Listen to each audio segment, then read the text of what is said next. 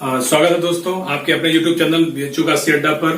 आज हम देख रहे हैं भारतीय भूगोल के जो श्रृंखला हम लेके चल रहे हैं उसमें आज हम बात करेंगे उत्तर भारत के मैदान के बारे में। जैसे हमने बताया था कि हम पूरा हिमालय का जो स्टडी हमने पूरा खत्म कर दिया था, शिवालिक तक हमने पढ़ा दिया था उसको।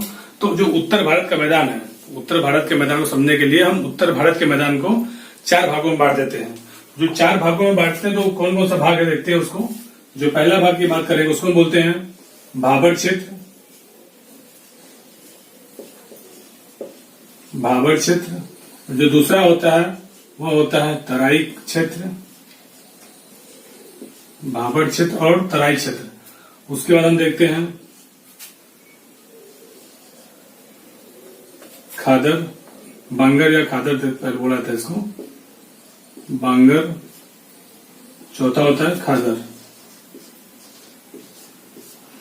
ठीक है। जो उत्तर भारत का मैदान है वो प्रमुख से 4 भागों में बटा हुआ है। भाबर क्षेत्र होता है, फिर तराई क्षेत्र होता है, फिर बांगर होता है और खादर क्षेत्र होता है। इन चारों क्षेत्रों को थोड़ा समझ लेंगे क्योंकि यहाँ से 1-2 क्वेश्चन कभी कभी पूछ लिए जाते हैं, तो उसको थोड़ा समझना जरूरी है। हमारा छोटा वीडियो होगा और थोड़ा समझ लेंगे तो अच्छा रहेगा उसके लिए। आइए देखते हैं सबसे पहले कि यहाँ डायग्राम मैंने बना रखा है। इसी डायग्राम की हेल्प से हम समझने की कोशिश करेंगे इन चारों क्षेत्रों को कहाँ कहाँ पाया जाता है और चारों क्षेत्र होते क्या है असल में। ठीक है। सबसे पहले हम देखते हैं भाबर क्षेत्र को। जब भाबर क्षेत्र की बात करते हैं, ठीक है, तो जो भाबर वाला क्षेत्र है वह यह है। जो भाबर का क्षेत्र है वह यह होता है। ठीक है। जो भाबर का क्षेत्र है यहां से लेके इतना। ठीक। जो भाबर का क्षेत्र है यहां से लेके यहां तक होता है। अब यहां से लेके यहां तक का मतलब देखिए, यहां पे जो मैंने पहाड़ नुमा स्ट्रक्चर बना रखा है यह हो गया आपका हिमालय। हिमालय हो गया जो। तो हिमालय का फिर देखिए, हिमालय के बाद यहाँ पे सबसे लास्ट में कौन था? सबसे दक्षिणतम भाग हिमालय कौन सा था? शिवालिक श्रेणी। तो शिवालिक श्रेणी के जस्ट सटा हुआ यानी Shivalik foot hills. Shivalik foot hills जहां स्टार्ट होता है वह एरिया भाबर कहलाता है। Shivalik foot hills, Shivalik foot hills याद रखिएगा, यानी एक जहां शिवालिक समाप्त होता है, जो शिवालिक श्रेणी जहां समाप्त होता है वहीं से जो स्टार्ट होता है उसको हम बोलते हैं भाबर क्षेत्र। भाबर क्षेत्र कभी देखे होंगे कि भाबर क्षेत्र में होता है कि जब नदियां पूरा हिमालय से ग्लेशियर से निकलते हुए हिमालय से होकर नीचे आती हैं तो वो क्या करती हैं कि बड़े जो चट्टान है, जो पर्वतों को काटते हुए बड़े बड़े चट्टानों को और बड़े बड़े मतलब जैसे बहुत बड़ा बड़ा पत्थर हो गया, चट्टान हो गए, उसको काट के भाबर वाले क्षेत्र में आके जमा करती हैं। ये जो मैंने स्टोन बना रखा है आप देख सकते हैं, पूरा स्टोन वही होता है। पूरा पत्थरों को लाके वह भाबर वाले क्षेत्र में जमा कर देती है। तो उसके नीचे से देखिए, जब नदियां निकलती हैं ग्लेशियर से हिमालय से होते हुए तो नदियां तीव्र होती हैं, लेकिन जब मैदानी इलाके में आती हैं तो नदियां फिर धीमी होने लगती हैं। जब नदियां धीमी होने लगती हैं तो जो बड़े बड़े चट्टान अपने साथ लेके आती है बहाते हुए, तो वो मैदानी इलाकों में चट्टान जमा होने लगते हैं। ठीक है। मैंने आपको बताया था कि जब सबसे पहले जब गंगा नदी निकलती है, हिमालय उदाहरण पर हम देखते हैं, जब गंगा नदी निकलती है ग्लेशियर से तो जब मैदानी क्षेत्र में सबसे पहले कहाँ आती है? सबसे पहले आती है वो हरिद्वार में।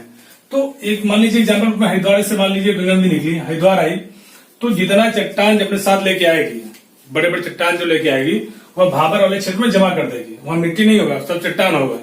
तो चट्टान रुक जाते हैं, फिर नदियां अपने साथ पूरा अवसाद, मिट्टी, चिकनी मिट्टी, बालू, रेत आगे भाग लेके चली जाती है। लेकिन जो इतना क्षेत्र होता है भाबर क्षेत्र, वहां के सिर्फ और सिर्फ चट्टाने होती है। तो बड़े बड़े चट्टाने भाबर क्षेत्र में होते हैं।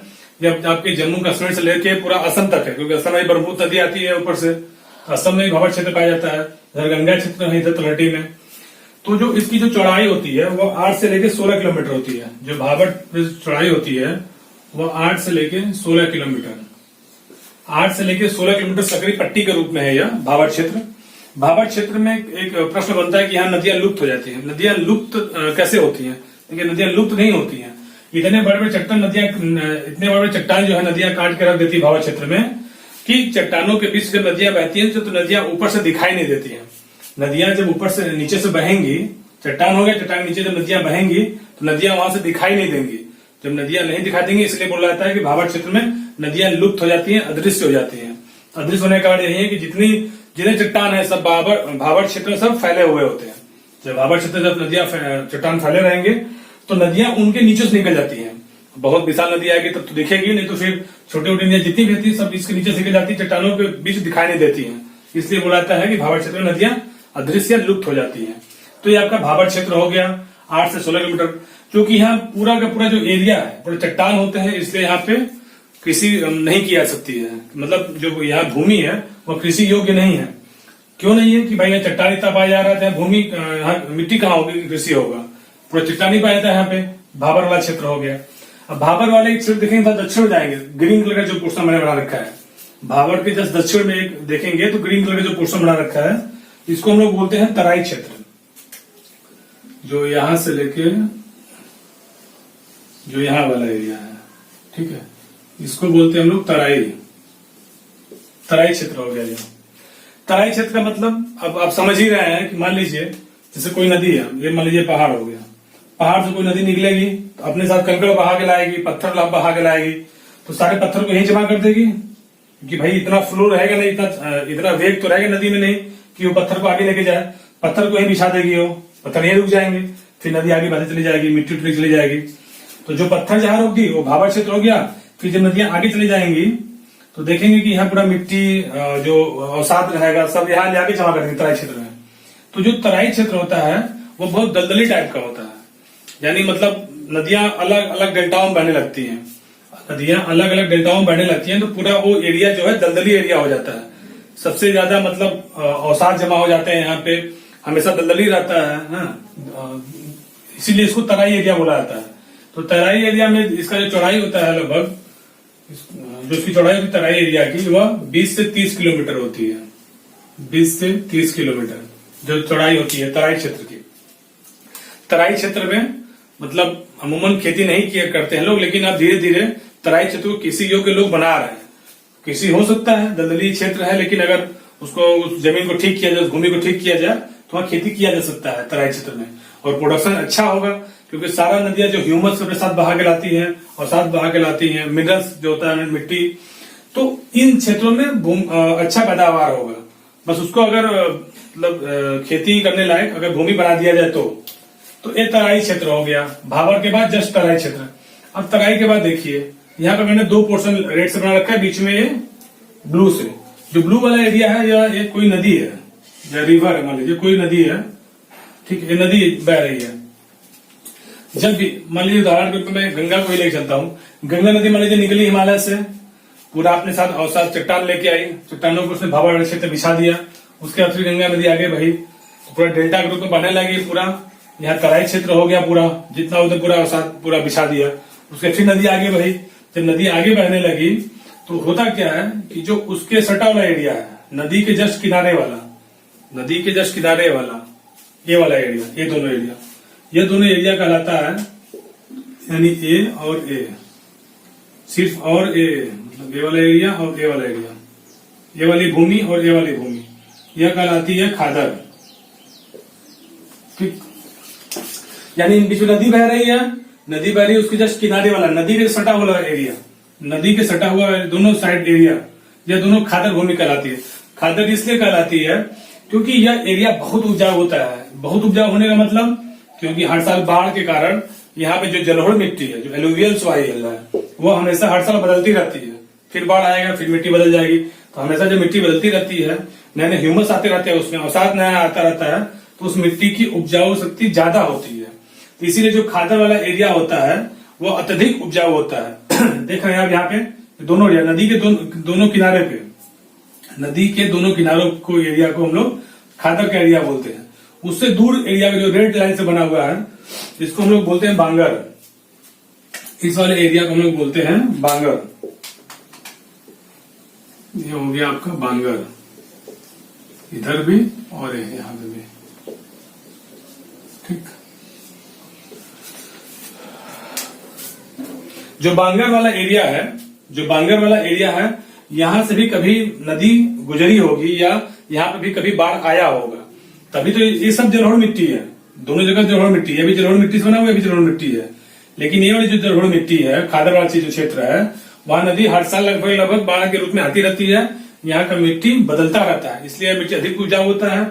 बांगर का जो एरिया होता है वो भी उपजाऊ होता है, क्योंकि है तो ये भी जलोढ़ मिट्टी, लेकिन यहाँ पे कभी बाढ़ आया होगा, उसके बाद कभी बाढ़ नहीं आता, अमूमन बाढ़ नहीं आता यहाँ पे।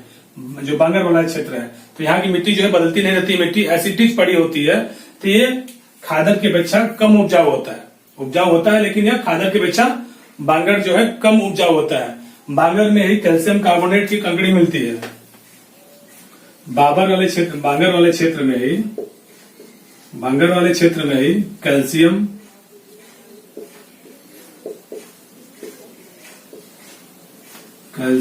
कार्बोनेट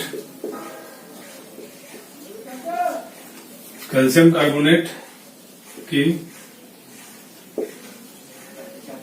कंकड़ियां, जो बांगर वाला क्षेत्र है, जहां तो मैंने बोला कि कभी बाढ़ आया होगा, जो कम उपजाऊ होता है खादर की अपेक्षा, वहां पे कैल्शियम कार्बोनेट की कंकड़ियां मिलती हैं।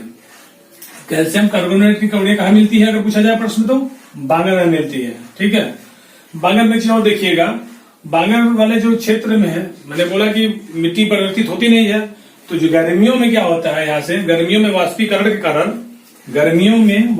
कारण, मान लीजिए बांगर क्षेत्र, मैं यहाँ बढ़ा देता हूँ समझ में आएगा। मान लीजिए ये बांगर क्षेत्र है, पूरी मिट्टी है बांगर वाली, ठीक है, एलुवियल सॉइल ही है, पूरा बांगर क्षेत्र है, बांगर वाली मिट्टी है। तो जब सोचिए गर्मियों में होता क्या है, गर्मियों में जब वाष्पीकरण होता है, तो केसकली जानते हैं, केसकली जानते हैं आप लोग, गर्मियों में जब वाष्पीकरण होगा, केसकली जानते हैं, गर्मी में वाष्पीकरण होगा तो जमीन के अंदर की जो लवण होगा, जो सॉल्ट होगा, जो जमीन के अंदर का जो लवण होगा वह इसके ऊपर आ जाएगा, यानी यहां आ जाएगा। हम गर्मियों में देखे होंगे बंजर भूमि में, जहां की बंजर भूमि है, वहां के ऊपर आप देखेंगे तो सफेद एक परत बिछी होगी, सफेद रंग की, ठीक है, वो अभी कैल्शियम ही होता है, कैल्शियम कार्बोनेट की होता ही है।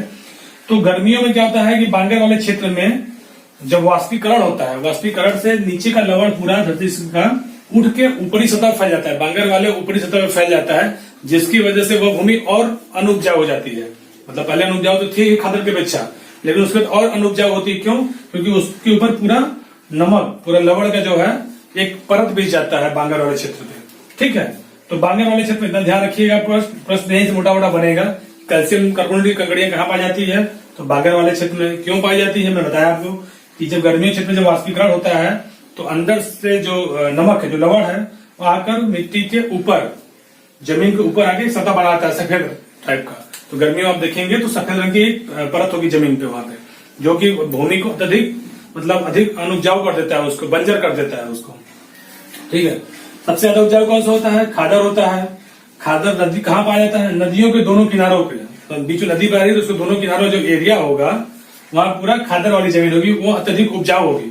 उपजाऊ होने के कारण क्या है कि हर साल मिट्टी बदलती रहती है, बाढ़ आएगा फिर मिट्टी बदलेगी, तो ह्यूमस अपने साथ लेके आती है बाढ़ जब आएगा तो।